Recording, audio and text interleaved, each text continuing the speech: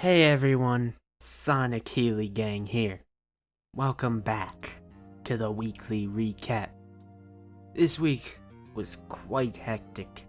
Guns were pulled, kidnappings were done, injections were given, and even a few more secrets were spilled. Before we begin, like and subscribe, or I'll throw you over a couch. Picking up where we left off, Jack has stormed into Carly's room and discovered she has been cheating on him. And boy, is he pissed. We haven't really gotten to see this side to Jack before. He's always been really tight-lipped. Very rare when we get to see the real man that exists buried deep down in Brennan. Here we see him, and we can see how much he really truly cared about Carly because he is crashing out. He demands to know who and where the other guy is so that he can murder him, I presume. And that's when Carly tells him to turn around. And there is Valentine in the doorway with a gun, you dumb motherfucker. I was wrong. Valentine, unfortunately, is not running around butt-ass naked. So, not to be a nerd, but how did they do this? Val's clothes are still in her room. Did they know Jack was coming? Did Sonny tip off Carly? Or did Carly really just send Valentine back to the attic when she was through with him? Beast mode, honestly. So everything clicks into place for Jack here. Val is obviously the other guy, and Carly has been hiding him. He couldn't find Valentine because he was in the one place he would never think to look. In appropriate response to this, Jack decides to give himself brain damage.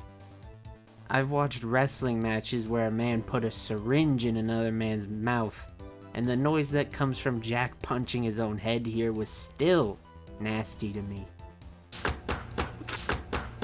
Chris really went the extra mile here. It was that serious, I'm afraid. Real worker. Chris, have you ever heard of blading? So then, they just let the shit fly here. Carly tells Jack she knows about Joss.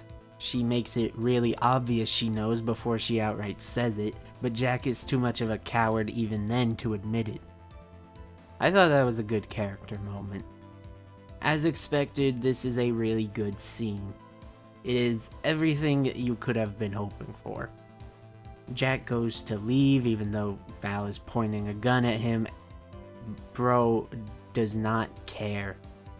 Fucking shoot me, man, whatever.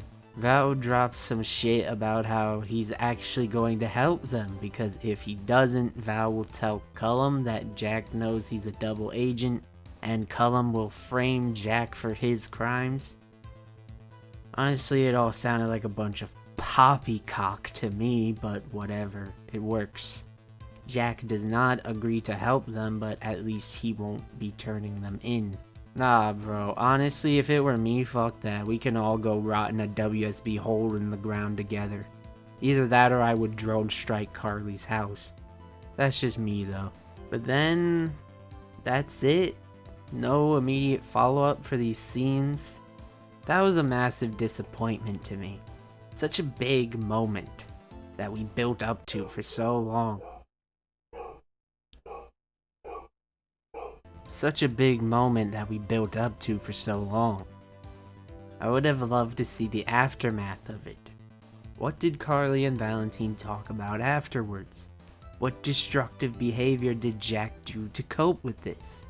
Did Jack give himself a concussion? And will Jack bang his head against a wall next? Unfortunately, we shall never know. What a missed opportunity. And as a result, not only did we miss out on good content for the week, but later in the week, when we return to this trio, the scenes end up feeling awkward and disjointed. What a shame, because this was such an electric way to start the week. When we do see Brennan again, things are not going much better. Satan himself, the director, has recovered. He is dancing the director. He never sleeps. He says that he will never die. No cane needed for him, of course, because he's Satan. Cullum tells Jack that he's a lazy piece of shit, and he's taking over his post. Hurtful. And he orders Jack to give him all his files. Anything that exists within Port Charles without his knowledge exists without his consent. So yeah, Jack gets bitched by Valentine, then bitched by Cullum. And yet the day is still about to get worse, because now Nina is calling him. Oh my god. When are people gonna learn? Write it on a stone tablet. You do not ever work with Nina Reeves. Before we can get to what worse fate still awaits Jack Brennan, I suppose we gotta talk about Crazy and Crazier for a minute. That is, of course, Nina and Willow. Willow did not have much of a presence this week. Nina asks Willow why she doesn't just let Kai go, and Willow is like, I can't do that, he does my entire job for me. Willow then informs Nina of the plan, which is to strong-arm Brennan into finding dirt on Drew by using WSB's funding in Congress. This is surely a foolproof plan and nothing can go wrong to ruin this. Willow then has to go to a meeting and instructs Nina to do her dirty work and give Drew his paralysis drug, the evil Sidwell concoction, to which Nina starts having a mental breakdown. Stop having sympathy for the devil. Nina, you were way cooler when you were taunting him. She's interrupted by a call from Valentine, who wants her to do something for him. That's where we arrive at on Friday, when Nina still has not injected Drew. Instead, she is running around with the syringe in her hand like a chicken with its head cut off. Brennan arrives at the door and Nina stashes the syringe under a little toy truck that I assume is one of Amelia's favorite treats. I'm sure this won't be important later. Brennan, like an idiot, asks if Nina has anything on Valentine for him. I mean, first of all, it doesn't really matter if she did, does it? I mean, you just saw him. But second, this is Nina. You should know by now that this is some bullshit again. Nina instead wants to talk to Brennan about his new deal with Willow. Basically, she wants to know if he has something on Drew yet, which Brennan says he has a few leads, but that with Cullum taking over his office and putting him under scrutiny, he won't be able to make any moves for a little while. Nina then starts panicking and acting like a lunatic and tells Brennan he needs to not just leave the house, he needs to leave Port Charles. Brennan, understandably, is like, what the fuck is wrong with you? You called me here, and now you're scrambling for me to leave?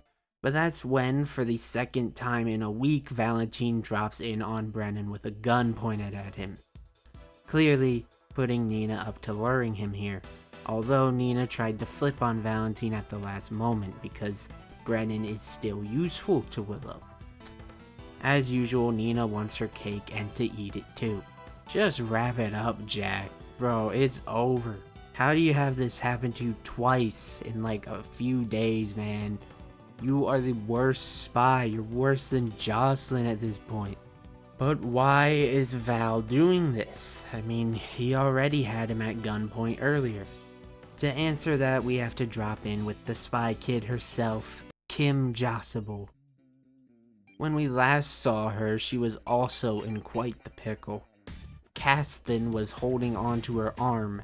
Britt had told him Joss was an agent, and he did not take kindly to a WSB agent asking all kinds of questions about him. Cass grabs her arm and tells her she's not going anywhere. So she gets a good hit off on him with a candlestick and tries to get out the door, but he grabs her and tosses her. The two have a nice little fight here, strength versus technique. Joss is kicking the shit out of him, while he kinda just wildly charges at her. Joss ends up grabbing a knife and trying to stab him, but he disarms her. And then he fucking tosses her over the couch and kills her. Okay, he doesn't kill her, but this was crazy. Am I a bad person for laughing whenever I see this? Cass then puts her in a sleeper hold and chokes her lights out. This was a really good scene, actually. Well done fight, a fun and memorable bump with Joss going over the couch. And then the ending with Cass choking her and just saying, "Let go, let go," while Joss kept saying no, was actually a bit disturbing and hard to watch. And I don't think that's a bad thing, to be clear. I think it's good for a drama show to make you feel a little uncomfortable at times. When Joss wakes up, she's in the same cell Anna was kept in. Cass visits her later after he gets checked out at the hospital. He brings her a turkey sandwich and blue Kool-Aid. I think he just gave her the same thing James had for lunch. Lil Joss put up a fair fight. She cracked his ribs with them educated feet. As many villains do, Cass decides to tell Joss his entire life story for no reason. Joss thinks it's because he's gonna kill her, but no, Cass doesn't want to do that, so there really is no reason. In fact, it's detrimental that he does this, but whatever. Cass says that Nathan West is in fact still dead, and that Faison somehow made Liesel believe that Cass had died in childbirth. And seemingly Faison raised him. This is a complete retcon, of course, and doesn't make any sense. Faison was supposed to have not known Nathan existed, and he neglected Britt because he wanted a son. But apparently he did have one this whole time. Okay.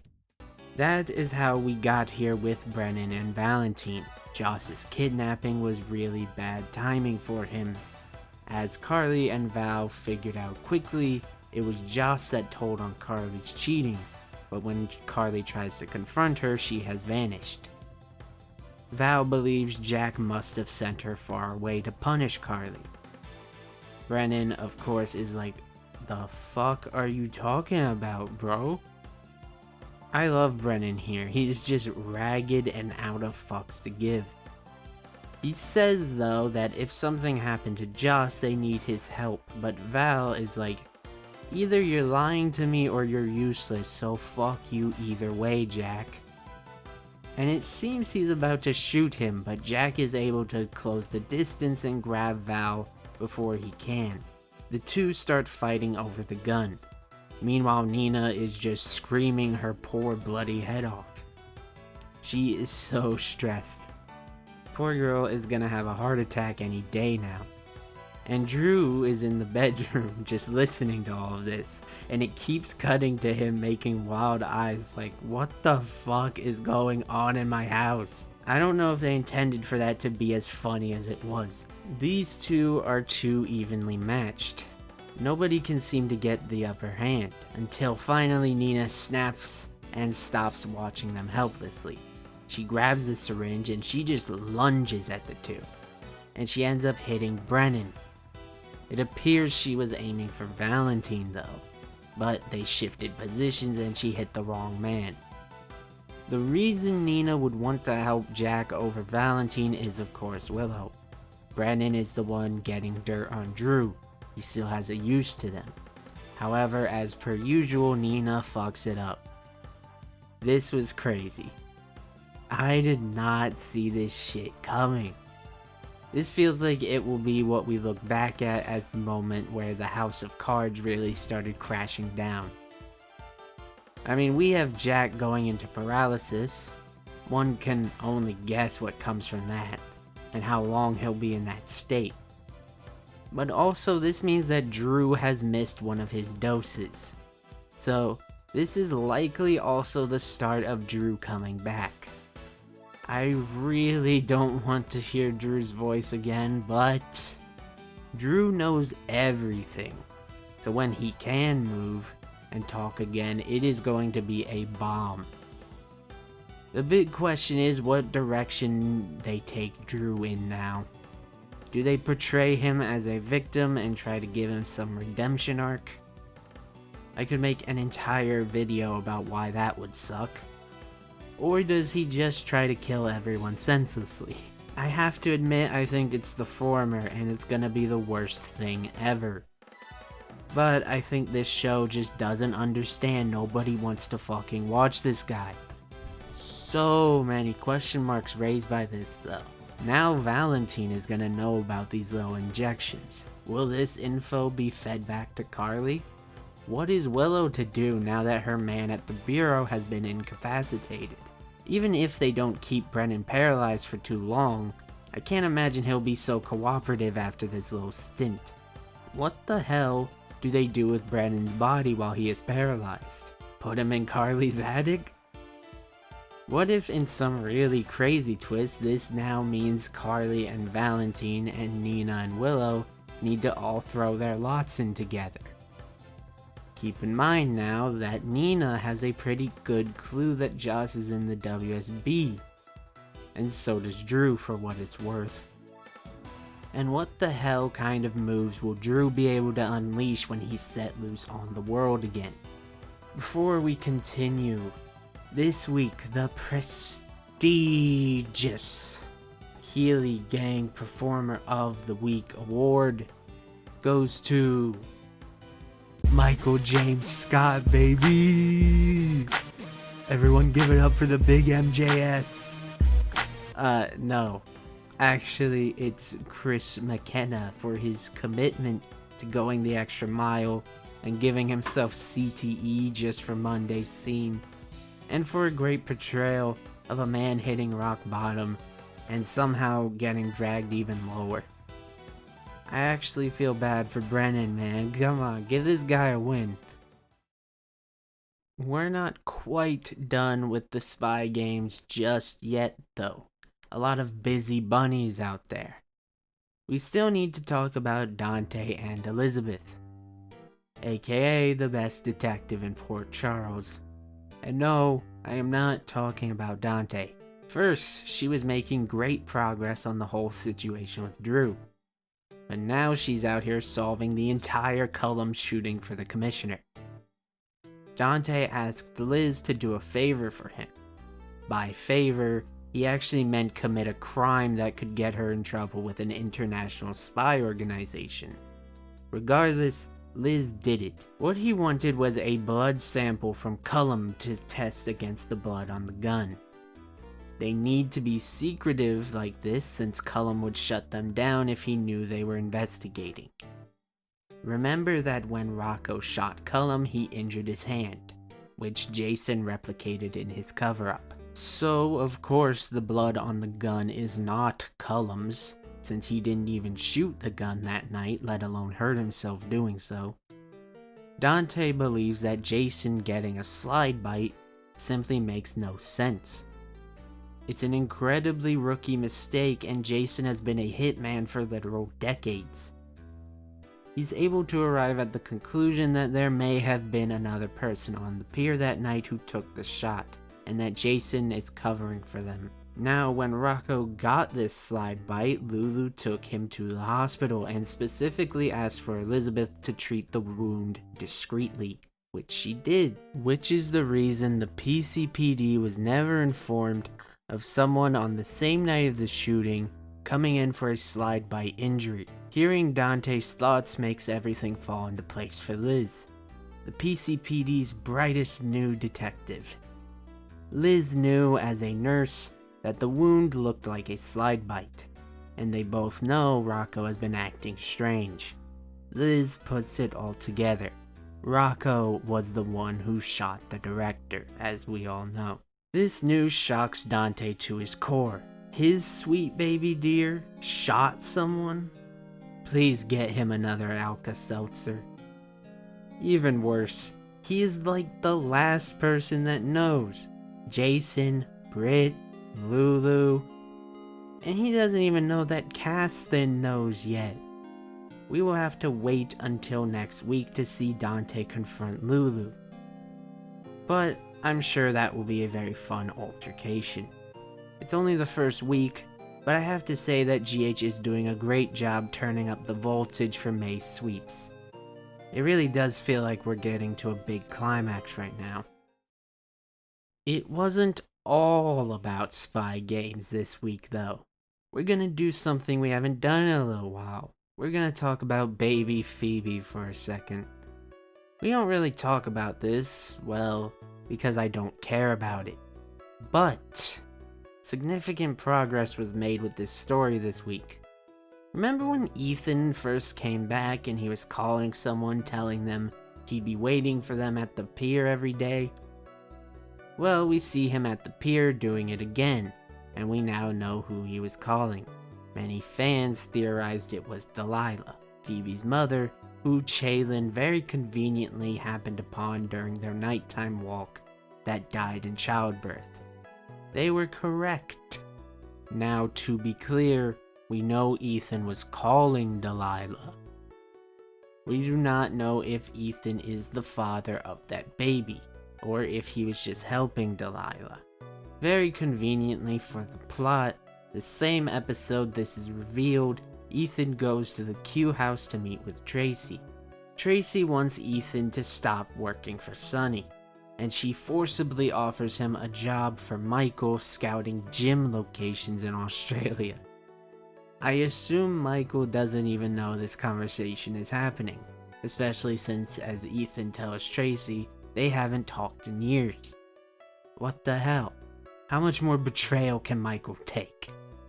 And no, I'm not saying his full name. That's reserved for people that show up to work, you lazy bastard. Ethan declines this job offer.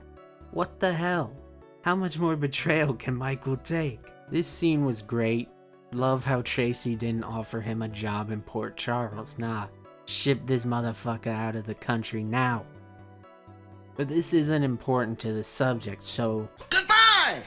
Back to the main point. Tracy leaves Ethan alone in the house, and Chaylin end up coming in with the baby and are compelled to spill their guts about Delilah and how she died, and how they want to adopt her baby. Ethan does not let on that he knew Delilah, he simply leaves. We see him again on the pier, and it appears that he is crying. He pulls a picture of her out of his pocket. He's blaming himself for not arriving sooner for her. And again, he does not say that he is the father, but he pretty much says that Chase and Brooklyn can provide a great life for Phoebe. You certainly could do worse than being a billionaire heiress. If he is the father, he's choosing not to come forward so that she can have that life instead of the kind of life a drifter like him would provide. If I had to guess, I think he is the father. He seems to be in a lot of pain over hearing about Delilah's death, and he has a picture of her blowing a kiss in his pocket, which he burned at the end of the episode. It seemed a bit intimate to me, but it could go another way. But now, it's time for the main event. Let's talk about our favorite mob boss and our favorite little weasel, Sunny and Rick. Rick had a pretty nice week. Liz agreed to go on a little trip with him, although Laura tried to talk him out of it. He had dinner with his daughter and her boyfriend and thought they were getting engaged, but they weren't, to his relief. But all is not well. He's harboring a secret, something to do with Ava Jerome. That woman is nothing but trouble.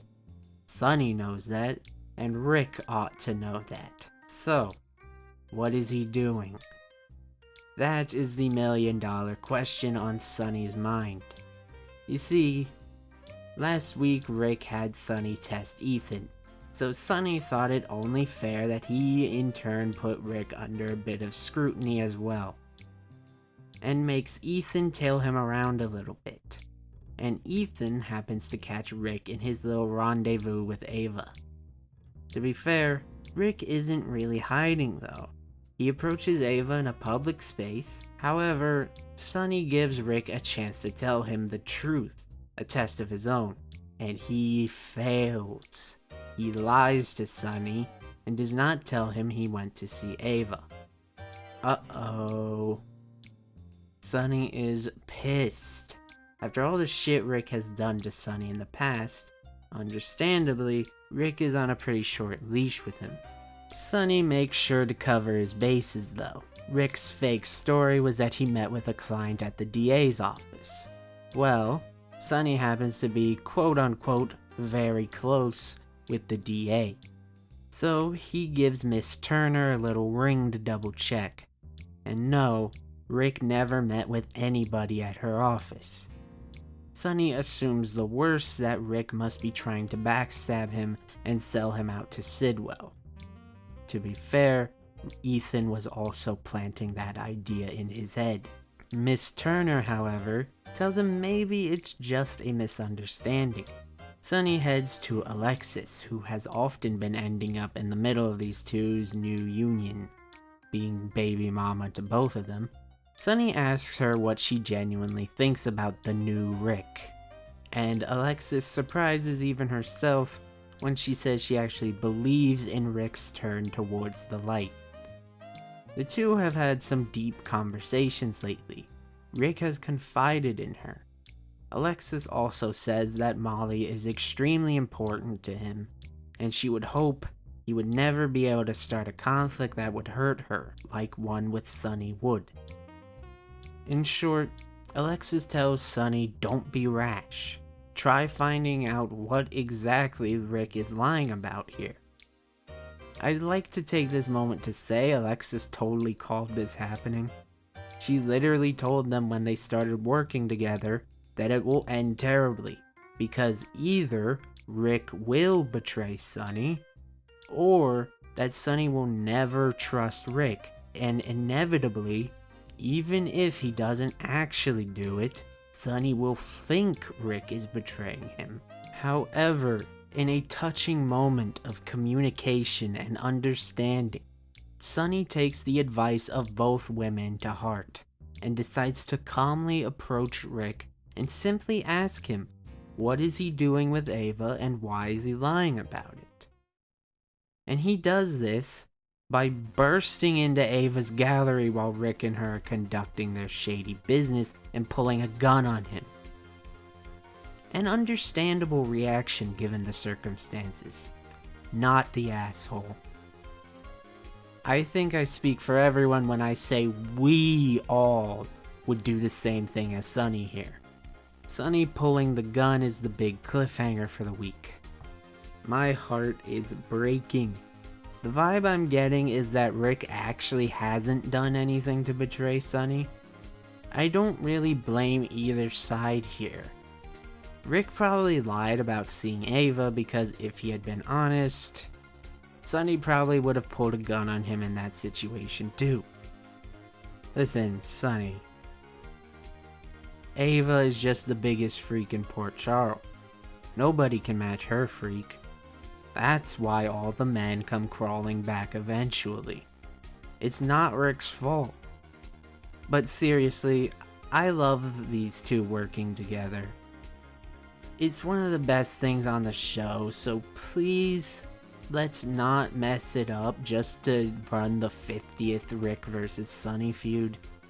Please let there be some way out of this. But with that, we are going to wrap up. A great way to start May sweeps.